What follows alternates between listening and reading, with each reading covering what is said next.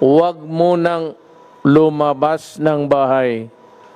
Ang buong mundo, pera sa China, doon si Hubi, doon nag-umpisa yung Hubi, nag-umpisa yung kuwan. Ngayon, ayos na sila. What a, anong tawag na ito? How do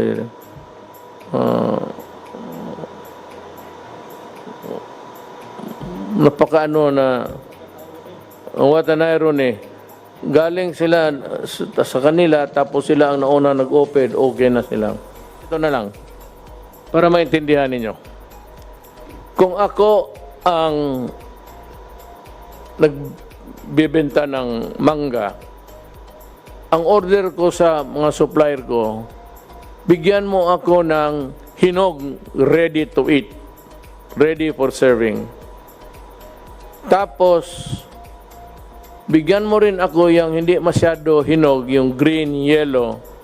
Kasi pag natapos na ito, itong mga hinog na to, within 2-3 days, mahinog na rin ito, yun ang ipapasok, yun ang second.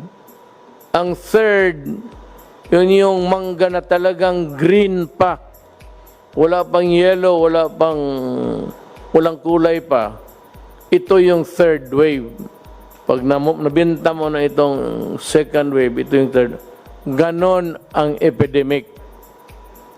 Habang namamatay yung unang tinamaan, ospital, bahay, yung iba na nahawa lang, bago lang, yun sila ang second wave. Tapos yung third wave, yung panghuli. Pero paliit na yan.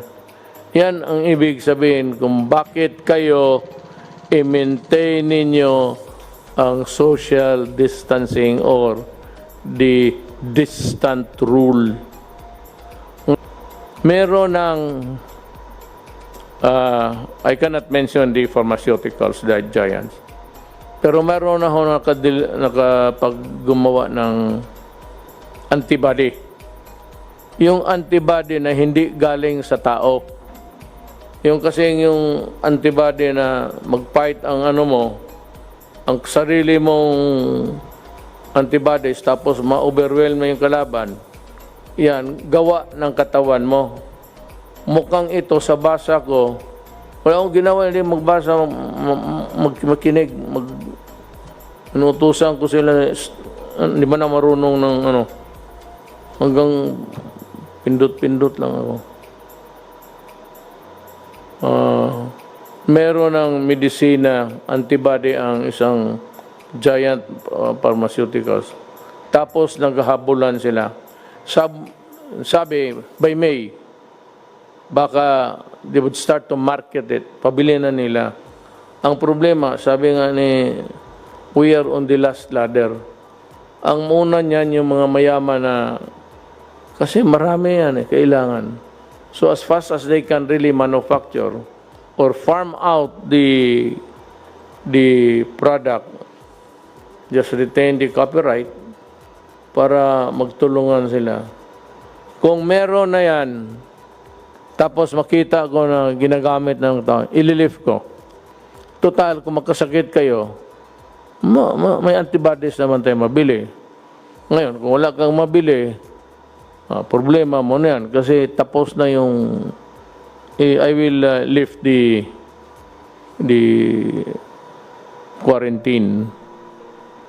Ngayon, paglabas ninyo, ganun pa man, I would still insist. Kasi sabi ng mga scientists dito, kinig ako. Hindi yung scientist sa TV yung sasalita na personal. Sekreto, ganun pa man. Mask, yung, ano yung akin? Ito. Ganito.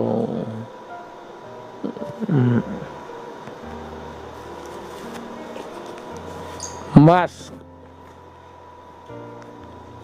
Alcohol. Pati maghugas. Hindi na yung sabon na ordinaryo. Basta soap and water.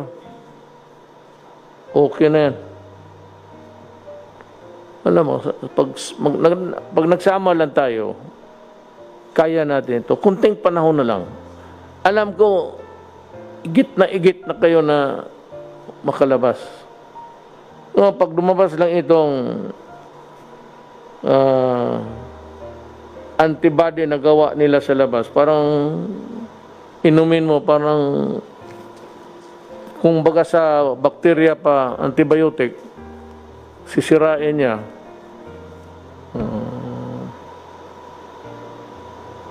Kasi itong, wag na. Para mapagsabihin, mas scientist pa ako. The nature of a COVID, gusto ko sanang, baka sabihin ninyo, bakit di ka naman doktor? Bahala na ng mga doktor mag-explain. So I will start with Joey. Kasi ngayon, ang pinaka-burning issue, yung middle class ba, yung mga MSME, after that, Sunny will Joey, mauna ka, then Sunny will give his piece or... Mr. President, mukhang kayo lang man ang dalawa ang ano na dito. I'd like to ask the presidential spokesman to listen so that you can formulate a very coherent thing of presentation. so Mr. President, I think a question was asked a couple of weeks ago, which is more important, life or money? There is no doubt that life is the most important. But however, without money, how will people eat? How will people buy medicine? And how will our MSMEs recover? So, how do we bring back the economy in a sustainable way and still make it safe? Mr. President, you did the right thing when you locked down at the right time. We are close to we basically are close to finishing the 1 month. And we're moving to the third reset, which is 2 more weeks. So it's a total of 3 resets or 6 weeks in total that we have been locked down. And I think now is the time that we should really look and plan on how to gradually shift towards reviving the economy, because in the end, social amelioration cannot last forever. We have to bring back the jobs. For confidence to be brought back, I think they have to see that our numbers of the number of people getting infected are starting to taper off and go down. And I believe that with that, and with the assurance that we in government are really on top of the situation and finding all means to really help every Filipino worker out there, I think we will win this war. And I'm sure that with our 3 veteran generals who are now implementing this whole execution, and I believe that in the end, you can have a great plan, but in the end, the key is really execution.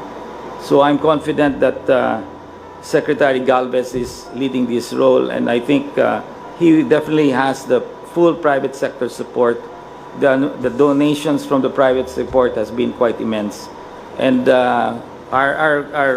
we are still there, because in the end, if we don't bring back the economy, then many of our Filipino brothers will suffer, and that's our goal, to really push hard. And I think in the end, Mr. President, with your leadership and your gut feel, I think we will succeed. Thank you, Joy. I hope I'll have the time to review your suggestions, and then come up with something which we can convey to you maybe in 2 days' time. Now we would like to ask Sunny, Secretary Dominguez. He has a lot for you. You just listen. Itong Thank you very much, Mr. President. First of all, thank you for, again, being very decisive and protecting the Filipino people against this COVID. I had a meeting with the World Bank a few days ago, and they said that your decisiveness in first reducing the number of people coming into the Philippines in February, and then in March, followed up by the lockdown, probably has saved 100,000 lives in the Philippines. So again, thank you for being so decisive. This is the trade. This is the real trade-off. How many people are going to get sick and how many people are going to die? So I said this is just the first pass. It took us 2 weeks to get this thing done. I asked the private sector to do it because they have actuaries, they have access to data, but they have not come out with it. So I'm not saying this is the final, I'm just saying this is the beginning of a discussion. Wala pang vaccine. That should be the number one cure, actually. But there's a glimmer of hope dito sa mga medisinang nagawa ng mga pharmaceuticals. Again, I repeat, ito yung antibody. It is not a vaccine because hindi naman ito kinuha ng tao. I really do not know. Might, pero little lumalabas doon sa data na binibigay dyan sa mga media outlets. Pero pag nandyan na yan, at siguro na tayo. So with that, I'd like to thank everybody. Still, my salute, my snappy salute goes to the health workers, mga doctor, nurses, and we will protect you.